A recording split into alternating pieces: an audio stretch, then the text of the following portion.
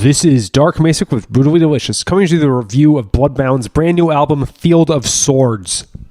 Okay, so I got a good bit of experience with BloodBound. I've known about them for years. I first saw them 2020's 70,000 Tons of Metal. It happened right before COVID, so very good memories there. I was fortunate enough to review Tales from the North back in 2023, and I was very upfront about the fact that that was by far my favorite BloodBound release. They had a lot of great songs, but none of the albums hit as hard and consistently as that one did for me. So I had some pretty high expectations going into this one, and somehow they were met. Dudes, this album kills. I usually take notes on like 3 to 5 songs that were standouts, and through this album, I had to stop taking notes because otherwise I'd be talking for an hour. I honestly don't know how they did it, and with a, let's say, relatively quick turnaround. For a band this far into their career to be churning out another album in less than 3 years, that's pretty rare.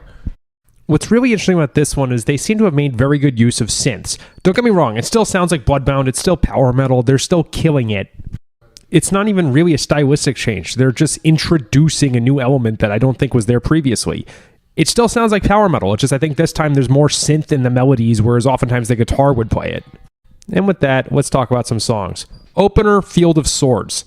There's that familiar BloodBound sound that we all know and love. It's a great opener. I'm reminded immediately of the song Tales from the North. Double bass, we got melodic chorus, we got great vocals, we got a good melody. It's just great BloodBound. Defenders of Jerusalem. It's kind of cool that for some of the verse here, we have unaccompanied bass guitar. Well, it's bass and vocals and drums, but you know what I mean? It's like the bass isn't being clobbered by the guitar, and in this genre, that's pretty rare. The pre-chorus, I guess you'd call it that, literally says, raise your sword up high, which is what all of us power metal heads are thinking at every good pre-chorus ever. It's got a nice, save the world feel to it. The Code of Warriors. Here's this cool, Scottish-y song. Maybe I'm thinking of Irish-y. I don't know. I'm sorry, I'm American. I confuse them. And by that, I mean the main melody is played by bagpipes, or it's a synth that sounds like bagpipes, but it sounds like bagpipes to me. It's pretty rare to have bagpipe stuff accompanied by double bass. Usually when that comes up, it's slower, like it's a long way to the top or something. But bagpipe stuff with double bass, I can only think of Bagpipes of War by Skiltron as another example. Land of the Brave. You couldn't do Home of the Brave and write it about America? Grr. Here's another great melody and standout guitar solos here, which are really rare for this kind of music.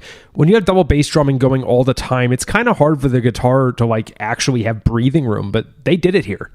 Forged in Iron. Here's a one with great synth usage.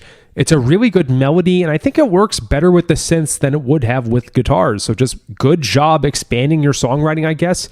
If they ever remaster this in 15 years like a lot of older bands do, I could see a bonus track being this, but with a guitar-heavy mix. But that'd be a fun thing to see after the fact. I think using synths was the perfect choice. Last but not least, the Nine Crusades. So this one has apparently all of Unleash the Archers guesting. It says featuring Unleash the Archers. It does not say featuring Britney Slays, so I'm going to credit the whole band. Amazing guest spot, and perfect way to close the album. There's just such finality to it, such a triumphant feel. Imagine a high school graduation ceremony meets VE Day. It just makes you feel like life is good. Okay, so 5 albums in 8 years, if I've done this math correctly. How do they do it? Furthermore, I think each one got better than the last. I don't have a top-down ranking for the last 5, but the last 2 are definitely my favorite. I'm earnestly trying to think of a band that turned out their best album 20-some-odd years into their career. Maybe Exodus with Tempo of the Damned. But maybe we shouldn't question it, we should just enjoy it. Give this one a listen if you're a fan of power metal at all, especially if you were a fan of earlier BloodBound releases. Dudes, please get back on a festival like 70,000 Tons of Metal or something so I can see you again. And until then, rock on.